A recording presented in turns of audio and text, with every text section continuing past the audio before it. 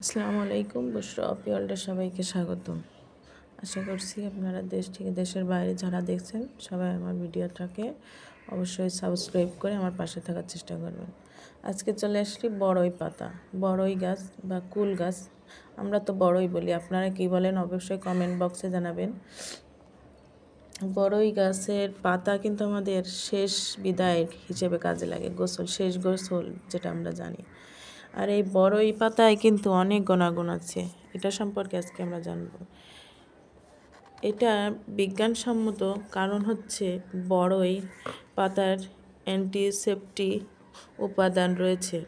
বড়ই পাতায় কিছুক্ষণ পানিতে ভিজিয়ে রাখলে বা হালকা সিদ্ধ করে ওই পাতা থেকে একটা আঠালো উপাদান বের হয়। এই উপাদান শরীরের জীবাণুমুক্ত করার বেশ কার্যকারী অ্যান্টিসেপ্টিক হিসেবে কাজ করে। এর ফলে মৃত শরীরে যেমন পোকামাকড় আক্রমণ করতে পারে না, তেমনি দেহ সহজে পচন ধরে না। আর এই বড়ই পাতায় আরও কিছু উপাদান আছে যেটা আপনারা জানলে অবাকই হবেন। চলুন সেই সম্পর্কে জেনে নিই।